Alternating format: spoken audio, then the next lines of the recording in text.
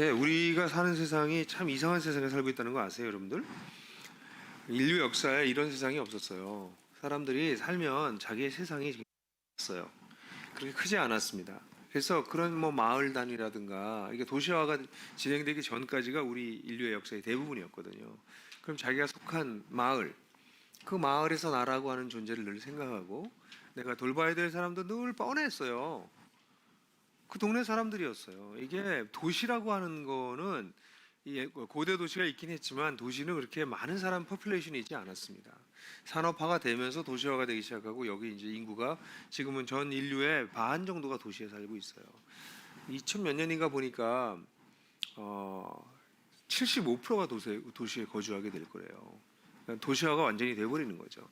근데 이렇게 도시화가 되면서 테크놀로지가 발달하면서 어떤 일이 벌어졌냐면 우리가 되게 작아졌어요. 일단 이 도시에 사람이 엄청나게 많아졌잖아요. 이 엄청나게 많은 사람 중에 나라고 하는 존재는 별 의미가 없어 보여 이제.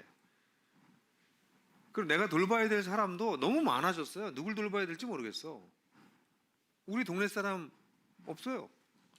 거기다가 테크놀로지의 발달로 말미암아 우린 전 세계 얘기를 듣게 됐어 이제.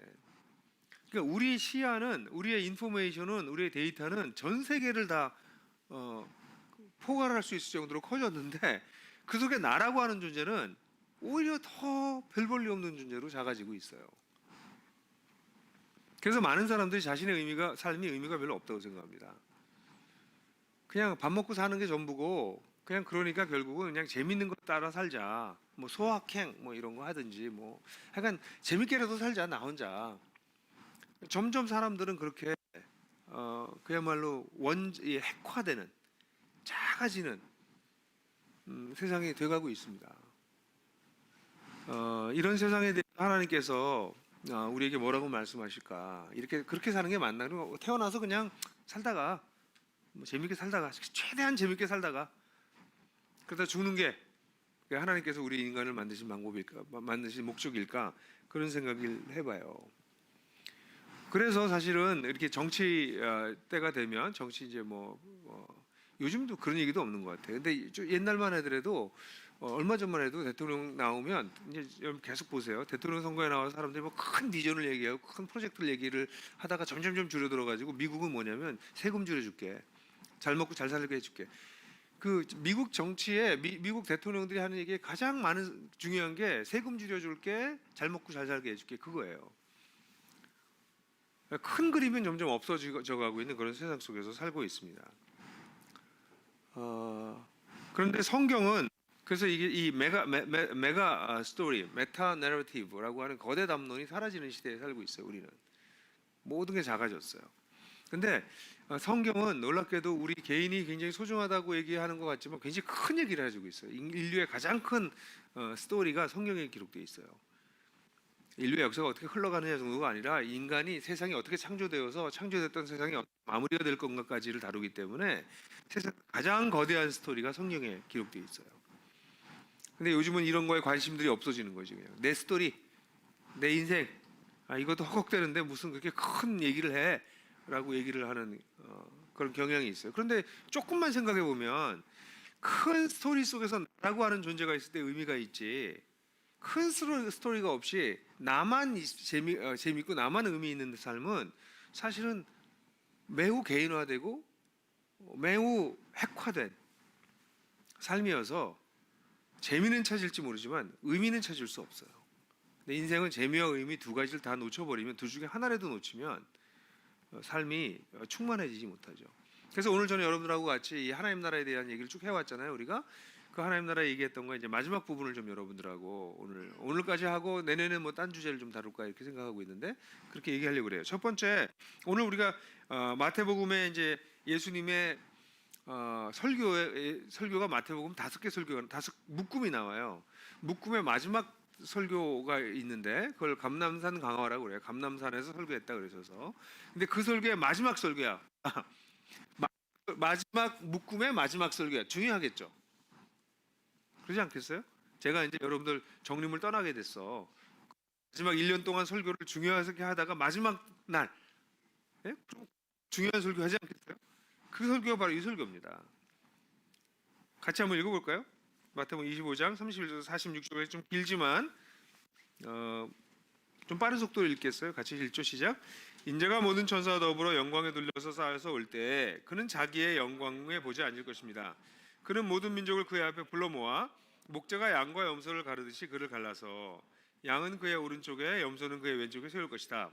그때 임금은 자기 오른쪽에 있는 사람들에게 말하기를 내 아버지께 복을 받을 사람들아 와서 창세 때로부터 너희를 위하여 준비한 이 나라를 차지하여라. 너희는 내가 줄일 때 내게 먹을 것을 주었고 목마를 때 마실 것을 주었으며 나그네 있을 때 영접하였고 헐벗을 때 입을 것을 주었고 병들어 있을 때 돌보아 주었고 감옥에 갇혀 있을 때 찾아주었다 할 것이다. 그때 의인들은 그에게 말하기를 주님 우리가 언제 주님께서 주신 것을 보고 잡수실 것을 드리고 목마르신 것을 보고 마실 것을 드리고 나그네 되신 것을 보고 영접하고 보고 입을 것을 드리고 언제 병드시거나 감옥에 갇히신 것을 보고 찾아갔습니까? 하고 말할 것이다. 임금이 그들에게 말하기를 내가 진정으로 너희에게 말한다. 너희가 여기 내 형제 자매 가운데 지극히 보잘것없는 사람 하나에게 한 것이 곧 내게 한 것이다 할 것이다. 그때 임금은 왼쪽에 있는 사람들에게도 말할 것이다. 저주받은 사람들아 자들아 내게서 떠나서 악마와 그 졸개들을 가두려고 준비한 영원한 불 속으로 들어가라. 너희는 내가 줄일 때 내게 먹을 것을 주지 않았고 목마를 때 마실 것을 주지 않았고 나그네로 있을 때 영접하지 않았고 헐벗을 때 입을 것을 주지 않았고 병들어 있을 때나 감옥에 덮여 있을 때 찾아주지 않았다. 그때 그들도 이렇게 말할 것이다. 주님 우리가 언제 주님께서 굶주리신 것이나 목마르신 것이나 나그네 되신 것이나 헐벗은 것이나 병드신 것이나 감옥에 갇힌 것을 보고도 돌보아드리지 않았다는 말입니까? 그때 임금이 그들에게 대답하기를 내가 진정으로 너에게 말한다. 여기 이 사람들 가운데서 지극히 보잘것없는 사람 하나에게 한 것이 곧 내게 하지 않은 것이다 하고 말할 것이다. 그래야 그들은 영원한 형벌로 들어가고 의인들은 영원한 생명으로 들어갈 것이다. 유명한 양과 염소의 비유라고 하는 얘기죠. 이 본문을 보게 되면 이 본문은 먼저 인간의 역사에 마지막 심판이 있다라고 얘기하고 있어요. 마지막 끝이 있다, 심판이 있다. 그건 다르게 말하면 그가 오실 것이다. 그분이 언젠가 오실 것이다 라고 얘기하고 있어요. 사실 갑작스럽게 이 일이 있을 거다라고 얘기해요. 여기 보면 모든 천사와 더불어 그 영광에 둘러싸여 올 때가 있다. 급작스럽게 마지막에 닥칠 것이다.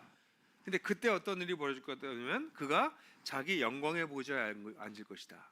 그래서 예수님께서 마지막에 오셔서 이제 이 하나님의 다스림은 지금도 하나님이 다스리고 계신데 그 다스림이 완벽하게 나타나서 보좌에 앉으셨다는 것은 그 다스림이 하나님의 통치가 완벽하게 가시적으로 드러나는 일이 오게 될 건데 그날 어느 날 갑자기 그날이 있을 거라는 거예요. 근데 이 심판에는 예외가 없다고 얘기를 하고 있어요. 28장 19절 보면 모든 민족을 소집할 거라고 얘기했어요. 모든 민족을. 여기 예외가 없어요. 여기 모든 민족이라는 모든 사람을 뜻하는 거죠.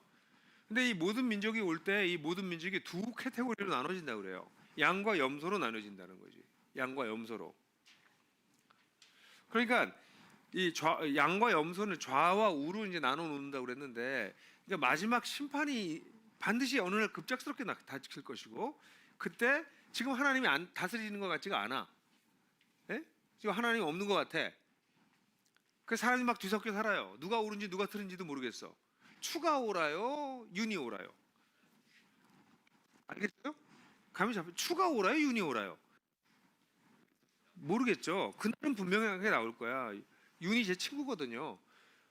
윤이 제 친구시면 나도 헷갈려 이 친구가. 그래서 지금 카톡 문자 주고 받는데 잘해라. 내가 기도한다 그러면 김 목사 기도해 주게 뭐 이러면서 계속 문자 주고 받고 있는데 헷갈려요. 근데 여하튼 근데 그날에 이게 섞여 있다고 지금 다. 근데 그날에는 어떻게 되냐면 그게 섞여서 살다가 왜냐면 하나님이 다스리지만 다스림이 가시적으로 나타나고 있지 않아 지금. 근데 그분이 보좌에 앉으셨을 때는 어떻게 돼? 다스림이 나타나면서 가시적으로 둘이 갈라진대. 한쪽은 왼쪽으로 가고 한쪽은 오른쪽으로 가는데 오른쪽으로 가는 게 양이고 왼쪽으로 가는 게 염소라는 거죠. 그러니까 지금 여기서 우리가 알 수 있는 게 뭐냐면 우리가 종말이 곧 올 거라는 언젠가 종말이 올 거라는 거예요. 종말이 오면 심판이 이루어질 거고 심판이는 가시적으로 모든 게 드러날 거고 둘로 나눠질 거라는 거예요. 자, 그러면 일단 생각해 보세요. 심판이 도대체 언제 오는 거예요, 우리한테? 성경은 종말을 두 가지로 얘기하고 있어요. 하나는 퍼스널 에스카톨로지라고 마지막 종말. 그러니까 여러분들 우리 모두가 어느 날 죽어요. 여러분 죽는다는 거 알고 계세요? 세상 사람들이 가장 혼란스러운 게 요즘 우리가 죽음을 별로 보질 못해. 여러분 이렇게 죽음을 이렇게 돌아가신 시체를 본 분 손들어 보세요. 3번 이상 본 사람. 그죠? 이게 직업이니까 손들지. 그리고 오래 사셨으니까 손드는 거야. 사람들이 시체를 못 봐요 요즘. 시체를 안 보여줘. 옛날에는 장례를 할 때도 병풍 뒤에 염해서 뉘어놨다고 시신을. 거기 시신이 있었다고. 그거랑 시신이 없는 데 가서 분향하는 거는 완전히 달라요. 그 뒤에 사람이 엊그제까지만 같이 있었던 분이 거기 누워서 염하고 누워 있는 거랑. 그러니까 지금의 현대 사회는 죽음을 안 보여줘요. 죽음이 증발한 것 같아. 거기다가 병원에 가면 죽음을 연장시켜. 생명을 연장시켜서 죽은 사람도 살려놔. 우리 최근에 돌아가신 회장님도 도대체 그분이 살아계셨는지 어쩐지 모르겠다고. 몇 년을 그러고 계셨단 말이야. 예? 그래서 이제 죽음이 마치 정복된 것 같고 죽음은 없어진 것처럼 보이는데 거짓말이에요. 여기 계신 분들이 다음 주에 다시 만날 수 있으라는 보장은 없습니다. 내일 아침에 회사에 다시 다 우리가 볼 수 있는 보장은 없어요. 이번에 코로나 때문에 사람들이 너무나 움츠려드는 것도 갑자기 죽음이 가까이 왔다고 느껴져서 그래요. 아니 원래 옆에 있었어요 죽음은. 그래서 우리 인생의 종말은 갑작스럽게 와요. 어느 날. 그걸 정말 받아들이셔야 돼. 제가 캠핑을 노지 같은 데 가서 캠핑을 가끔 하는데요. 기도하러 가. 근데 제 아내가 정말 싫어해요. 제가 심장 질환이랑 혈관 질환이 있어서 심장 질환, 혈관 질환은 병이 다시 오면 그냥 거기서 좀 응급 조치를 안 하면 빨리 가거든. 그러니까 내가 늘 우리 아내가 제 아내요. 제 아내는 늘 저를 그걸 걱정을 해요. 이 양반이 언제 어떻게 될지 모르겠다. 예? 그런 걱정을 해. 그래서 내가 아내한테 여보, 가만 생각해봐. 어차피 만약 그렇게 죽을 거면 침대에서 당신이 아침에 일어나보니까 내가 죽어 있는 것보다 내가 캠핑 가서 죽는 게 훨씬 당신한테 좋아. 미치겠대 내 아내가. 당신 왜 그런 소리를 자꾸 하냐. 아니 그게 현실이야 여보. 죽음이 멀리 있는 게 아니야. 어쨌든 죽을 건데 꼭 그렇게 죽지 않을지는 모르지만 그렇게 죽는다면 차라리 캠핑 가서 죽는 게 당신은 하나님이 당신 사랑하는 거야. 내가 생각해봐. 아침에 일어나보니까 남편이 죽었어. 와 그거 얼마나 충격이겠어요. 그지? 지금 내가 이런 얘기를 하면 저 목사님 이상한 사람이다. 아니야 내가 정상이야. 댁들도 다 그렇게 죽는다고. 안 죽는다고 생각하고 있으니까 그게 착각이지. 세상에 가장 확실한 건 우리가 죽는다는 거예요. 가장 불확실한 게 내가 살아있다는 거야. 근데 오늘날 사람들은 뒤집어서 생각해요. 내가 살아있는 게 가장 확실하고 내가 죽는 게 가장 불확실하게 생각해. 착각이에요. 종말은 우리에게 반드시 와요. 죽음이라는 종말은. 아니면 두 번째 종말이 전 세계적 종말이야. 주님께서 오셔서 정말 세상을 심판하시는. 그래서 우리는 두 가지 종말이 있어요. 개인적으로 종말을 맞든지 전 세계적으로 하나님께서 마지막 심판에서 종말을 맞든지 둘 중에 하나야. 그죠? 이게 첫 번째 우리가 알고 있어야 돼요. 근데 이 심판이 이렇게 왔을 때 심판의 기준이 있다는 거예요. 심판의 기준이 있어요. 왜 심판의 기준이 있냐면 그분이 오실 것이라는 것 정도가 아니라 그분이 오셨어요. 그 기준이 있을 거야. 이렇게 막연히 생각할 수 있어요, 우리가. 심판을 한다면 무슨 기준이 있겠지. 그 기준이 뭘까? 잘 모르겠어. 모르지. 아무도 얘기 안 해줬으니까. 근데 오실 분이 이미 오셨어요. 그게 예수님이야. 이 기독교의 이 탁월한 사상이에요. 예수님이 마지막에 오셔서 세상을 회복해서 파라다이스 같은 우리가 상상할 수 없는 세상을 만들 것이다라는 게 성경의 가르침인데 그분이 그때 오면 무슨 일이 벌어질지 모르는 게 아니라 알게 해주셨다고. 왜냐면 이미 오셨기 때문에. 그래서 기준이 모호한 게 아니라 예수님이 오셔서 기준을 다 말씀하고 가셨어요. 뭐냐면 기출 문제야. 마지막 날 시험 문제가 뭐가 나올지 모르는 게 아니라 시험 문제가 이미 나왔어. 예수님이 얘기하고 가셨어. 그래서 심판의 기준은 오늘 이 본문에서 얘기하고 있는 거야. 그래서 이게 예수님의 가르침의 맨 마지막에 나오는 거예요. 너무 중요하니까. 심판의 기준이 뭐라고요? 지극히 작은 자에게 한 것이 그 지극히 보잘것없는 사람 하나에게 한 것이 그게 일단 기준이야. 그럼 여기서 지극히 보잘것없는 한 사람이 누구냐에 대해서 학자들은 논란이 있어요. 그게 그냥 교회 안에 있는 가난한 자다, 또는 뭐 가난하고 궁핍한 일반적인 사람이다, 아니면 핍박받는 선교사들과 그 제자들을 뜻한다 등등 해석이 좀 몇 가지가 있어요. 근데 그 얘기를 여기서 내가 자세히 할 필요는 없을 것 같아. 그만큼 이 지극히 작은 자가 누군지는 잘 모르겠지만 여기서 예수님이 형제라고 한 거, the least brother of mine 라고 얘기해요. 형제라고. 근데 이 형제라고 하는 단어를 예수님이 이웃이라는 단어로 잘 사용하지 않아요. 그래서 제자를 작은 자라고 표현한 경우는 있었어요. 그런데 지극히 작은 제자라고 하는 표현은 여기서 처음 나와요. 지극히 작은 형제라는 표현은. 그래서 여기 논란이 있어. 근데 이제 그냥 우리가 이런 단어를 나올 때 일반적으로 얘기할 수 있는 건, 지극히 작은 형제라고 했으니까 이거는 이너 서클을 얘기하는 걸 일차적으로 생각할 수 있겠다라고 상상할 수 있죠. 그러면 누구야? 기독교 공동체 안에 있는 가장 작은 자를 뜻한다고 말할 수 있어요. 그렇지만 하나님이 형제라고 할 때 단순히 이너 서클만 얘기하는 것이 아니기 때문에 이걸 확장될 가능성이 있어서 이건 이웃, 일반 세상에서의 작은 사람, 소수자, 권리를 인정받지 못하는 사람, 무시될 수 있는 사람, 그런 사람을 뜻할 수도 있어요. 그걸 확장시킬 수 있겠지. 그런 사람들에 대해서 한 것과 하지 않은 것이 심판의 기준이라는 거야.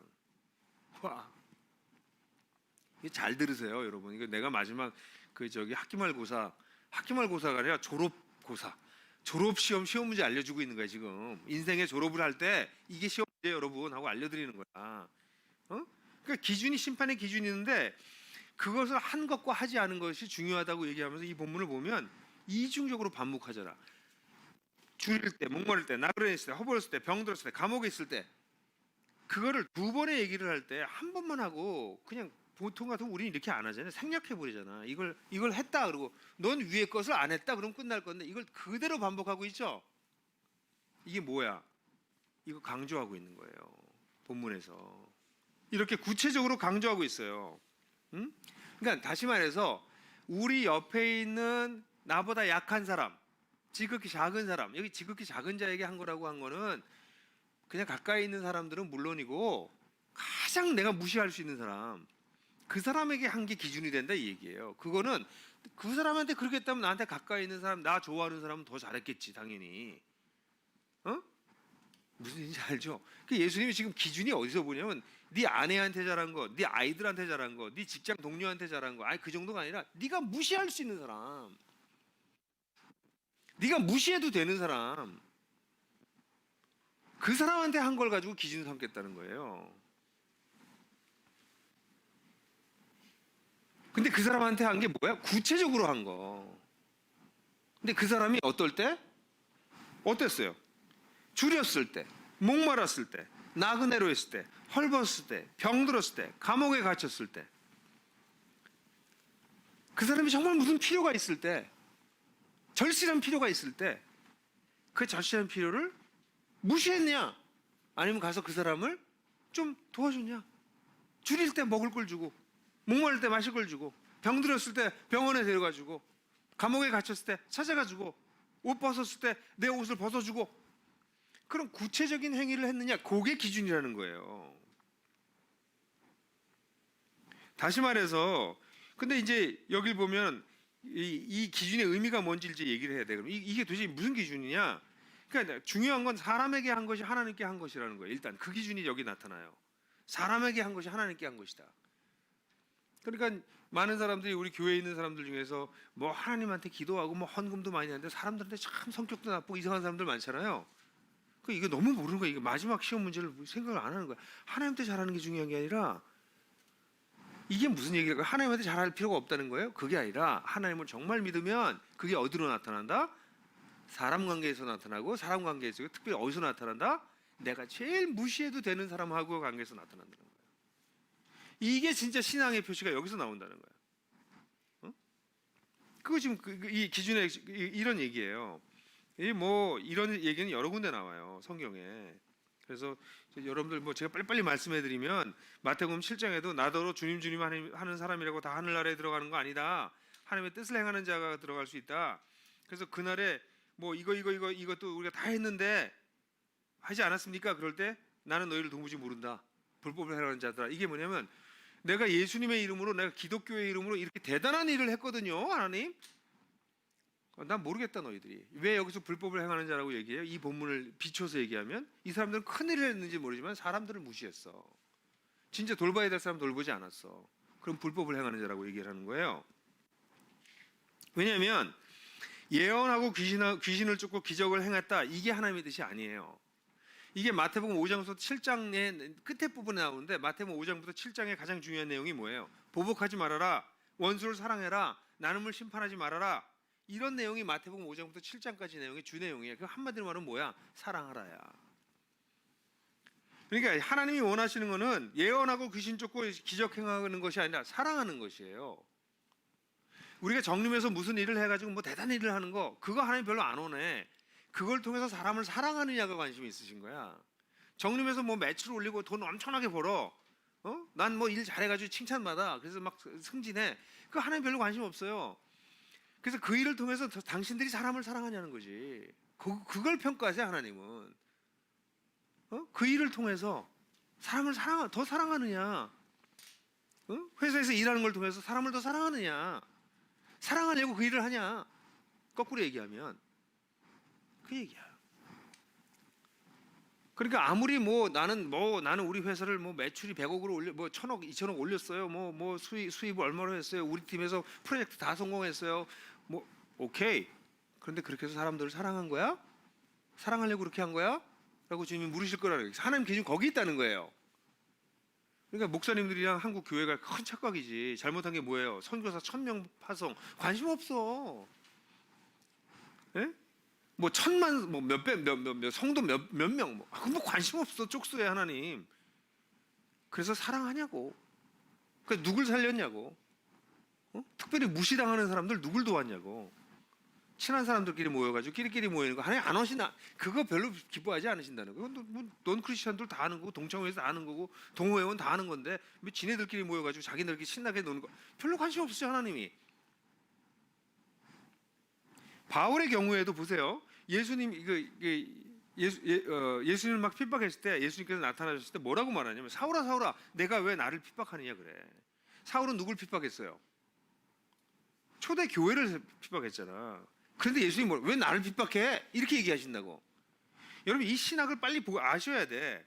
고린도서 8장 11절 11절에 보면 형제를 실족하게 했을 때 이렇게 얘기를 해요. 이렇게 여러분이 형제자매에게 죄를 짓고 그들의 약한 양심을 상하게 가는 것은 그리스도께 죄를 짓는 것입니다. 내가 형제한테 잘못했잖아. 근데 형제한테 잘못한 게 고린도서에 뭐라냐면 그리스도께 죄를 짓는 거다, 이렇게 얘기한다고. 바울이 그리스도인들을 막 핍박하니까 예수님이 나타나 왜 나를 핍박해? 이렇게 얘기하시고, 내가 형제한테 잘못했더니 성경은 그 그리스도께 죄를 짓는 거다, 이렇게 얘기한다고. 주인과 종으로 얘기할 때도 종들에게 얘기하기를 주인에게 순종하는데 그리스도께 하듯이 해라, 이렇게 얘기를 해. 이게 기독교의 무시무시한 얘기예요. 그게 뭐냐면 사람들 뒤에 누구가 있다는 거야? 모든 사람들 뒤에 그리스도께서 계시다는 거야. 근데 여러분들이 나한테 다 잘한다니까. 여러분들 가운데 나한테 못하는 사람 별로 없어요. 그지? 그러면 안 되지. 인간이 그렇게 살면 안 되지. 나한테 다 잘해. 근데 우리 회사에 제일 약한 사람이 누가 있을까? 우리 회사에 여기 미화하시는 분들, 청소하시는 분들, 우리 회사에 잠깐 있다가 계약직으로 잠깐 있다가 가는 분들, 여기 인턴 누구 오지 않았어? 이 인턴. 얘한테 잘해야 돼, 여러분들이. 인턴. 아니 우리 회사에서 무슨 이렇게 힘이 없는 사람들, 제일 약한 사람들, 그런 사람들한테 어떻게 했냐야. 그걸로 하나님이 평가하신다고. 댁들이 나는 양심적이고 난 선하게 살았고요, 난 착한 시민이고요, 난 선한 일 많이 했어요. 근데 왜 쟤한테는 그래? 너는 나한테 그러는 거야. 주님이 그렇게 말씀하신다는 거지. 그래서 하나님은요, 특별히 세상에 가난하고 핍박받고 약한 사람들한테 관심이 많으세요. 왜 그러냐면 이 세상이 하나님을 떠나서 이 죄악으로 가득 차지고 나면, 그러면 정의가 사라지고 결국 보호받지 못하는 사람들이 약자예요. 사회적 약자들의 하나님께서 관심이 있어요. 그들한테. 응? 근데 크리스찬들이 뭐 여러 가지 이유로 이 사회적 약자들의 권리를 무시하는, 사회적 약자를 사랑하는 게 중요하지 동성애를 그만하게 하는 게 중요한 게 아니야. 우리나라는 둘 중에 하나를 택해야 된다면 동성애보다 더 큰 죄가 뭐야? 여긴 동성애 얘기 안 나오잖아요. 동성애보다 약자를 괴롭히니까 더 큰 죄예요. 기독교인이 착각한다니까. 동성애 넘어서 그다음에 또 우리나라를 또 자유민주주의를 수호해야 되는 게 또 기독교인의 무슨 목적처럼 돼. 다 틀렸어요. 이거보다 다 이 작은 자를 사랑하는 게 제일 중요해. 저는 동성애는 반대예요. 그렇지만 동성애자들이 사회적 권리를 요구하는 건 반드시 지켜줘야 된다고 믿어. 그 사람도 시민이기 때문에. 그래서 동성애자들의 시민적 권리를 위해서 전 싸울 용의가 있어요. 그러나 난 동성애자를 동의하진 않아. 조두순 가지고 막 시끄럽잖아요. 난 조두순의 인격적 권리를 인정해줘야 된다고 생각해요. 그 사람이 아무리 큰 죄를 졌어도 죄값 치르고 나왔으면 그 사람의 권리를 인정해줘야지. 사회가 저렇게 하면 안 된다고. 다시 집어넣어야 된다. 무슨 소리를 하고 있는 거야 도대체가. 무슨 소리인지 아세요? 세상에 약자를 하나님한테 관심이 있어요. 그럼 우리가 어떻게 살 거냐? 이제 여러분들한테 이제 시험 문제 다 알려줬잖아. 그럼 이제 시험 문제 지금 풀어야지. 시험 문제 어떻게 풀 거예요? 첫 번째, 우리가 마지막에 회복을 기다리는 하나님의 백성인지 자기 정체성을 설명해 하셔야 돼요. 여러분들이 이 하나님을 정말 안 믿으면 이렇게 안 삽니다. 왜냐하면 세상에서 무시할 사람은 나도 무시해도 되는 사람이에요. 쉬운 사람이야 무시하기가. 특별히 힘 있는 사람들 조심해야 되는 게 힘을 갖게 되면 딴 사람들 무시하는 게 무시하는지도 몰라요. 내가 제일 무서운 게 그거야. 내가 나이도 많아지고 경험도 많아지고 사회적 지위도 높아지고 내가 자꾸 사람들을 무시하게 되지 않을까가 걱정돼요. 그러니까 여러분들이 이게 옆에서 내가 그런 행위를 하는 것 같으면 옆에서 축질러 목사님 그거 좀 기분 나쁠 것 같아. 이 얘기 해줘야 돼. 진성이님 꼭 해주세요. 내가 잘못하면 그 얘기해 주는 게 날 사랑하는 거야. 난 나중에 마지막에 거기 가서 F 받으면 어떡해? 전 책을 몇 권 썼고요. 저는 목회를 했고요. 교회를 몇 개를 세웠고.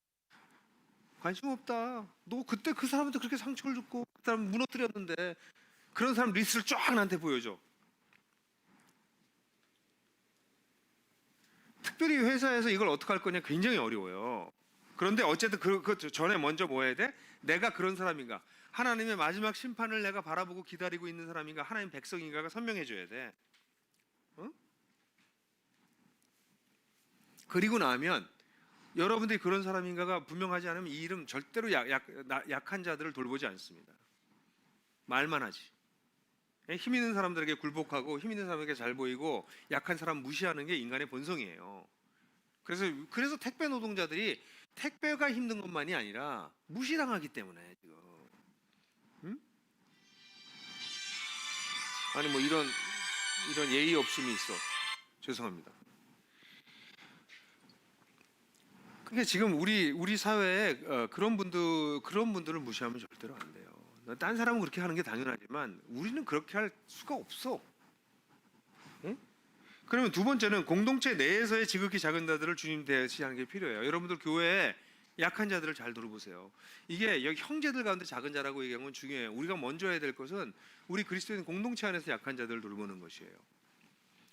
에서 나오는 것처럼 믿음의 형제들에게 먼저 해라. 그렇게 얘기하는 게 그래서 그래요. 믿음의 가족에게 먼저 해라. 이게 하나님 나라가 먼저 받아들인 사람들이잖아요. 그러니까 여기에서 우리들 가운데 약한 자가 없나? 사실 우리 주님이 얼마나 슬퍼하실까 싶어. 교회 여러분들 그 크리스찬 공동체에서 자살하는 크리스찬들이 자살하는 비율과 크리스찬이 아닌 사람들이 자살하는 비율이 차이가 날까요? 거의 차이가 안 나요. 그럼 교회 내에서 자살하는 사람들이 있다는 거잖아. 근데 몰라. 누가 자살하는지도. 그리고 자기네 교회는 자살하는 사람이 없대. 거대해지면 나중에 하나님한테 심판받을 위험성이 진짜 높아져요. 누가 들어와 있는지 몰라. 그럼 거기 약자들은 눈에 띄는 사람들만 박수받고 그 고통당하고 있는 사람들은 무시된다고요. 그러니까 큰 교회일수록 자살한 사람이 많았겠지. 큰 교회를 하는 건 굉장히 위험한 일이에요. 그래서 큰 교회를 다니더라도 여러분들이 내가 봐야 될 사람의 바운더리가 있어야 돼. 이 사람은 내가 신경 써야 될 사람이다. 이 사람 중에서 내가 놓치면 안 된다. 이 사람들 중에서 고통당하는 사람이 있으면 안 된다. 그런 게 있어야 돼. 하나님이 거기에 대한 물으실 거란 말이에요. 그걸 어떻게 하실지 난 잘 모르겠어요. 우리가 바운더리 어디까지 거놓고 생각할 건가? 그건 각자가 생각해야 될 부분일 것 같아. 그죠? 그래서 우리 공동체 안에서 잘해야 돼. 근데 오늘 내가 얘기하고 싶은 것은 우리는 또 직장에 있잖아. 그럼 직장 가운데 있는 지극히 작은 자를 도와줘야 돼. 그런데 그러면 그들을 주님 대하듯이 한다고 그럴 때 여기 중요한 거는 그들의 부족하고 잘못하는 것에 대해서 말하지 말고 무조건 참아주라 이게 아니에요. 주님께서 우리한테 어떻게 하셨어요? 우리는 잘못한 건 잘못했다고 얘기하셔. 주님 우리를 라고 얘기하실 때 우리 인격을 손상시키지 않으세요.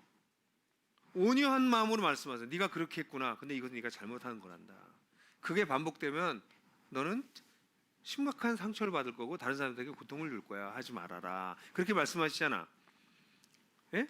그러니까 우리 회사에서 힘이 없는 사람을 돌보는 건 좋은데 힘이 없는 사람을 도울 때 특별히 나랑 의견이 다르거나 일을 잘못했거나 뭔가 부족했을 때 이 사람을 어떻게 할 거냐가 여러분들에게 중요한 일이야. 내 윗사람들한테는 다 잘해. 그거 괜찮아. 그건 여기 그거 얘기가 아니야. 지금 여러분들은 제일 여러분보다 더 약한 사람에게 어떻게 할 거냐의 문제야. 그가 무시당할 때 그걸 보호해 줘야 돼요. 그가 회사에서 무시당해 사람들한테. 그럼 그러지 마세요. 라고 얘기해야 돼. 당신이 뭔데 왜 우리 일하는 아줌마한테 말을 함부로 해. 이분 당신 어머니 같은 분인데 라고 얘기를 해줘야 돼요. 여러분들이 그때 이렇게 뭐라고 막 할 때 이렇게 아유 왜 인간이 왜 저래 지나가면 안 돼. 내가 헐벗었을 때 내가 모욕당할 때 네가 날 지나갔다. 여기 뭐라고 우리가 보고도 안 언제 여기 본문에 아주 중요한 본문이 나와. 주님이 그런 걸 언제 봤습니까? 그렇게 얘기해. 봤어. 그런 사람들이 고통당할 때 여러분들 본 거예요. 예수님이 고통당하고 있는 걸 본 거야. 그러니까 그런 일을 당하는 사람이 있으면 우리가 어떻게 해야 돼? 당신 그렇게 하지 마세요. 이 사람들은 인격이 있고 이 사람은 소중한 사람이에요. 라고 얘기해 줘야 돼. 그러니까 그리스도인들이 이런 의식을 갖게 되면 직장 내에서 왕따를 당하거나 직장 내에서 어떤 따돌림을 당하거나 이런 사람들 누가 보호해야 돼요? 그리스도인이 보호해야 돼. 왜냐면 우리는 그게 윤리적인 것이 아니라 그 뒤에 주님이 계시기 때문에. 그리고 아주 소극적으로 얘기하면 우리가 그분을 돌보지 않으면 나중에 주님께서 너는 내가 그렇게 고통당할 때 지나갔어. 그렇게 말씀하실 거예요. 그때 우리는 우리가 언제 주님이 그러셨습니까? 우리가 보고도 그러지 않은 적이 언제 있습니까? 그럴 거예요. 형 주님이 야 마태복음 25장에 얘기했잖아. 그리고 적어도 여러분 제 설교를 들었기 때문에 그때 김영구 목사가 얘기했잖아. 그러니까 이 예배 오지 마세요. 이제 모르는 게 차라리 나. 이제 알아버렸잖아 우리가. 그지? 그럼 우리가 작은 자들을 한테 잘해야 돼. 그 어떻게 할 건지 다 생각해 봅시다. 특별히 우리가 같이 일할 때 우리 같이 팀에서 일하는데 일 잘 안 하고 뺀질거리고 책임 안 지고 이런 사람을 무조건 다 내가 사랑하고 다 커버 그런 거 아니야. 주님은 그렇게 안 하세요. 바로 잡아주고 고쳐주고 잘할 수 있게 하지만 중요한 것 인격적으로 모욕하지 않아요. 무시하지 않아요. 이거 되게 어려운 거더라고. 내가 해보니까 힘이 있으면 자꾸 무시하게 돼. 모욕하게 돼. 함부로 말해. 그러면 그 사람이 상처를 받으면 예수님을 고통스럽게 하고 있는 거예요. 여러 예화들이 신화 같은 예화들이 있어요. 아시시의 프란체스코가 말을 타고 외출했다가 문둥병으로 일거리진 사람을 보고 너무 가슴이 아파서 그 말에서 내려서 그를 껴안았대요. 그랬더니 그 사람의 얼굴이 그리스도의 그 얼굴로 이렇게 바뀌었다. 뭐 이런 신화 같은 얘기가 있어요. 또 로마 군인이었던 투루스의 마틴이라고 하는 사람이 그리스도는 너무나 추운 날 거지한테 줄 돈이 없어서 자기 겉옷을 이렇게 반을 찢어서 자기도 입어야 되니까 옷을 반을 찢어서 줬대. 그랬더니 그날 밤에 꿈속에서 예수님을 봤는데 예수님이 외투 절반을 입고 계시는 예수님을 만났다. 뭐 이런 얘기들이 이제 우리 고대 사회에 있어요. 여러분 그걸 기억하세요. 왜 우리 밥집이 잘 되는 줄 아세요? 바하 밥집에는 바하 밥집에 오는 노숙인들을 예수님처럼 대하는 게 우리 영성이야.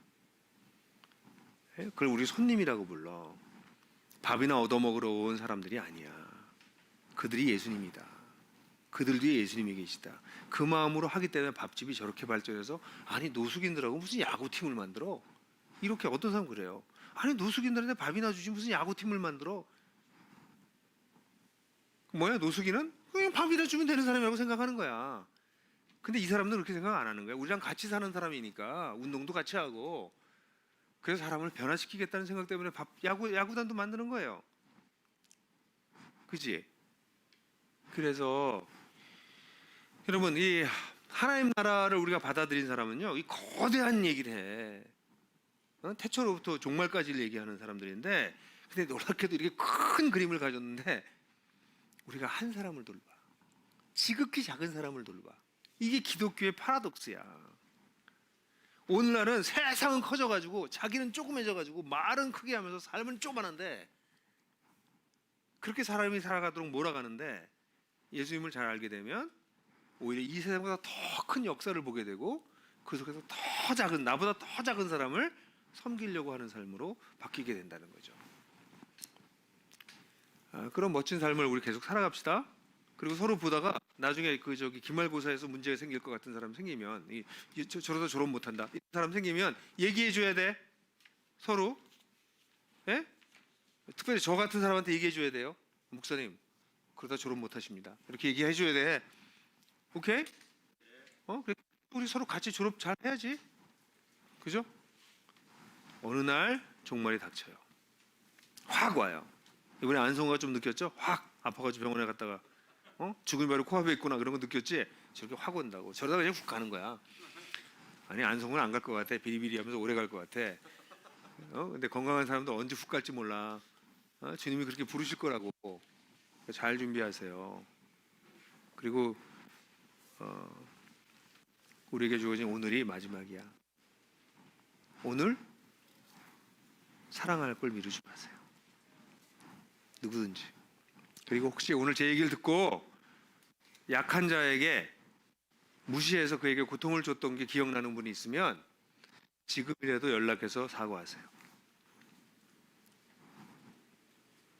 왜요? 이제 지금부터 잘하지. 아니 생각나는 사람이 있으면 그 사람이 반드시 기말고사 때 주님께서 옆에 세울 거예요.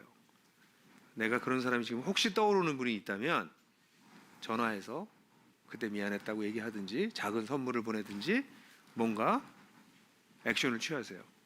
그렇지 않으면 나중에 진짜 혼날 거예요. 그러나 반대로 우리 주변에 있는 작은 사람을 잘 섬기면 주님께서 기뻐하십니다. 얘가 진짜 날 믿는구나.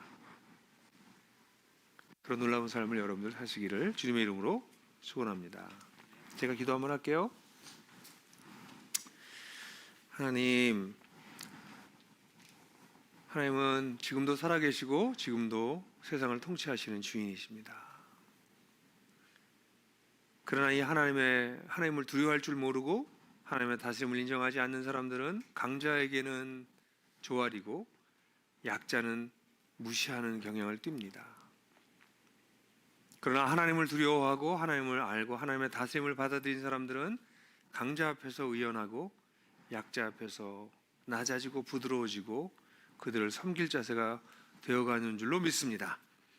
우리 신우회원들 1년 동안 잘 지냈는데 간절히 기도하는 것은 하나님 나라를 받아들인 자답게 하나님이 왕이신 것을 받아들인 자답게 하나님 나라 백성답게 우리 주변에 있는 사람들이 거들떠보지도 않는 약한 자들 잘 섬길 수 있도록 도와주시옵소서. 평생 그렇게 살 수 있도록 도와주시고 혹시 지금 부족했던 것들이 있다면 바로잡을 수 있는 한 바로잡을 수 있도록 주께서 은혜를 베풀어 주시옵소서.